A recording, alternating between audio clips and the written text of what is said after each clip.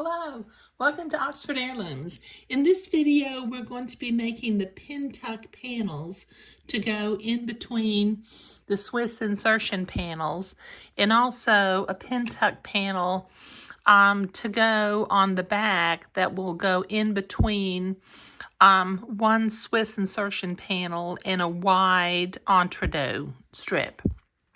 Okay, so I have carefully measured the distance from seam to seam in between the wide entredeaux here and the wide entredeaux over there, and that came out to be 1 5/8 of an inch. The entredeaux is actually about 3/8 of an inch seam allowance, so I added 6/8 and came up to 2 3/8. So I have cut 4 strips of fabric that are 9 inches long that I'm going to insert in between the panels. And then as you can see, I used my friction erasable pen, okay, and I drew a straight line right down the center of the panel because I'm going to have 3 pin tucks, and this will note the location of my center pin tuck, and then using my presser foot, I'll sew a pin tuck on either side. Okay, so let me put my panels off to the side for just a minute, and I'm going to begin to start pinning the Swiss insertion panel to my strips of Swiss batiste.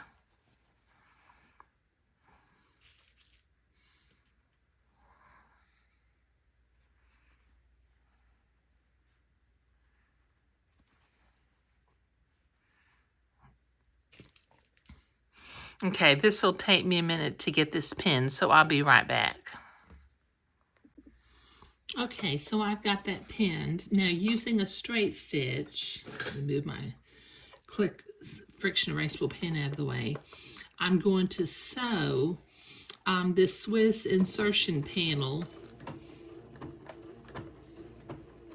to my batiste strip, taking my pins out as I come to them.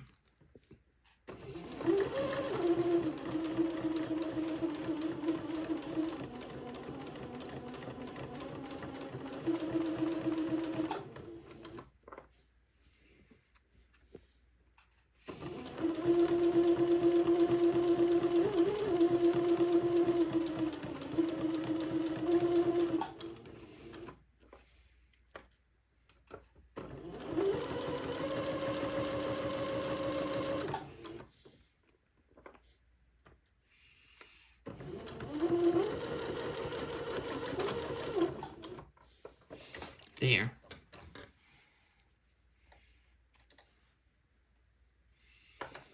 Okay, now I need to go to the ironing board, and I need to press this seam toward the behind, towards the inside of the batiste panel, so I'll be right back. Okay, I've got that batiste pressed toward the inside. Now I've got my machine set for a zigzag and the appropriate stitch length and stitch width for sewing entredeaux. So I'm going to zigzag this batiste into place, and then I'll trim my entredeaux seams.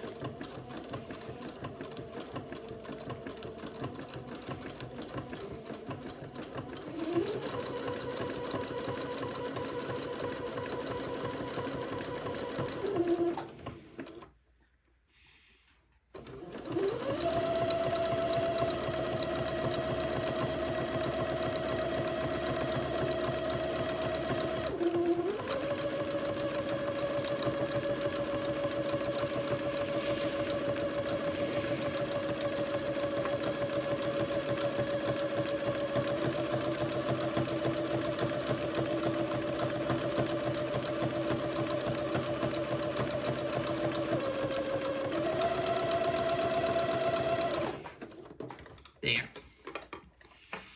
Okay, now I will trim the seam, or I might go ahead and sew the next Swiss panel on first. and trim my seams all when I get finished. So this next Swiss panel needs to go right here. So let me pin that into place. Line it up with the bottom and pin that into place.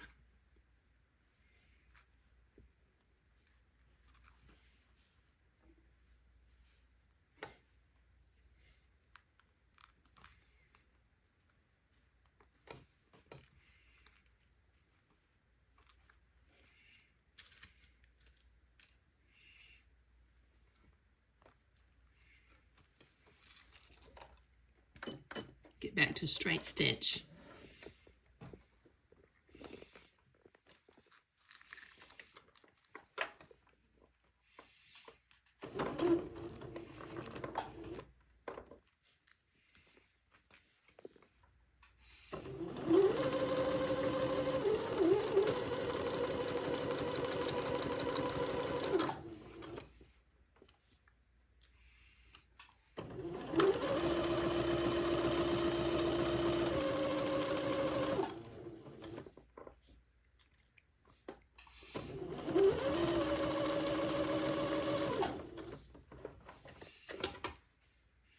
Okay, now I've got that straight seam sewn, and I need to go to the ironing board and press this one towards the inside also, so I'll be right back.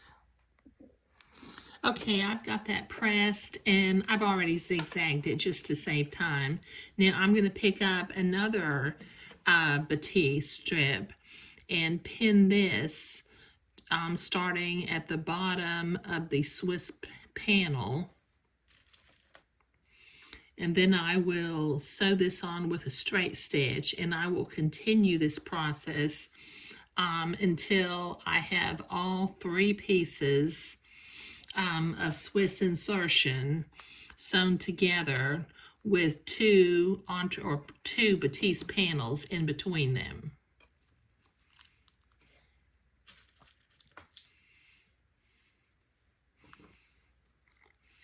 Let me set my machine back to a straight stitch.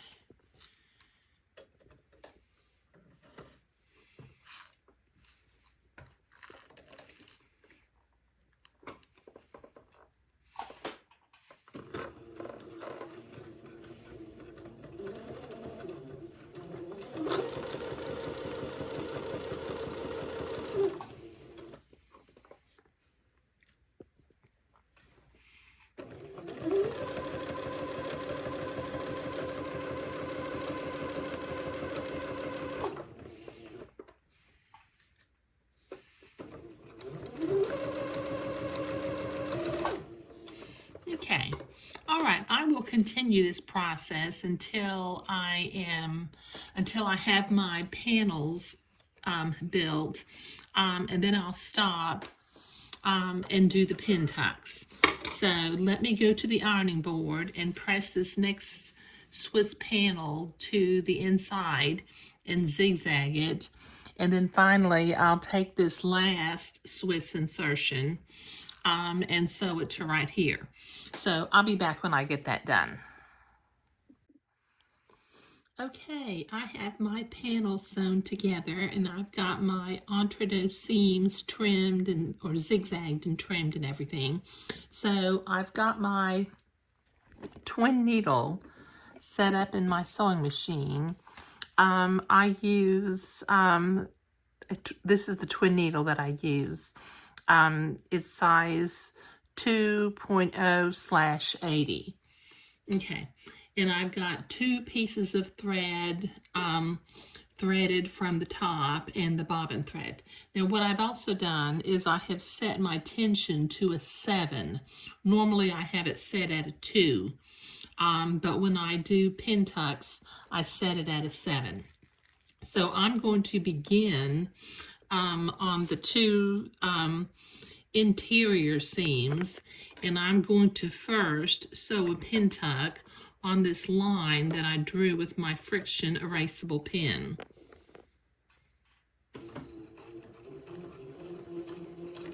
Just follow the line in between the 2 needles.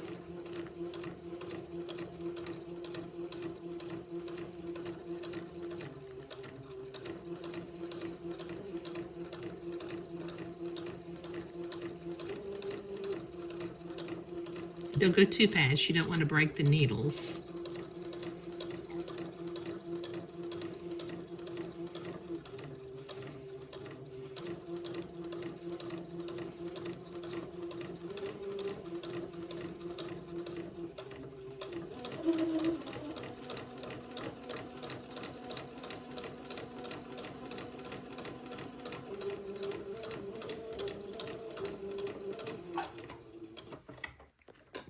Okay, so that's one pin tuck. I got several more to do.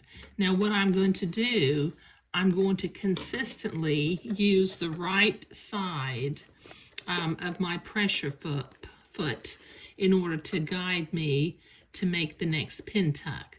So I'm going to sew immediately to the left of the first pin tuck, just by following along with the first pin tuck. And that keeps the pin tucks evenly spaced. There is a special pin tuck foot that has grooves underneath it, but I don't use that very often unless I want my pin tucks to be really, really close together, and I don't do that very often. Okay, all right, so now I've got 2 pin tucks in here. Now to get the third one, I'm going to turn it upside down and come in on the left side of the first pin tuck again. Just follow that pin tuck along the right side of my presser foot.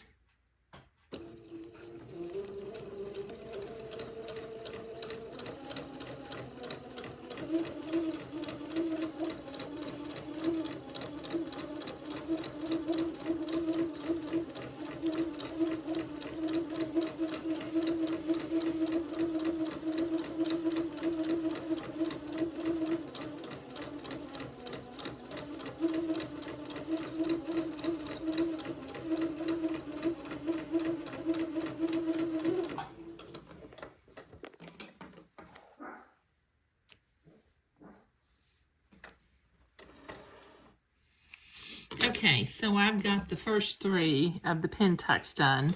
Now I want to do one on the outside batiste panel, so I'm going to turn it upside down, and I'm going to put my presser foot next to my zigzag line so that I can space that about 1/4 of an inch away from my zigzag line. And I will sew one more pin tuck because the illustration showed 3 pin tucks in between the middle Swiss insertion panels, but only 1 pin tuck on the exterior batiste panel, which is fine.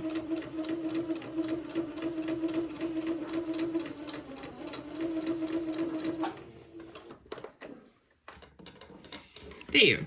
Now I need to repeat this for the other side of the front of the bib, and then I'll be right back.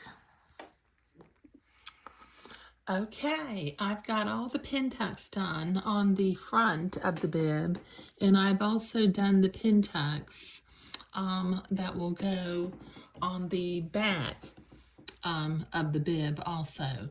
Now in the next video, we'll use the pattern pieces to cut the bib to size, and then continue to construct the garment. But in this video, we were inserting the batiste panels and sewing the pin tucks. Thank you.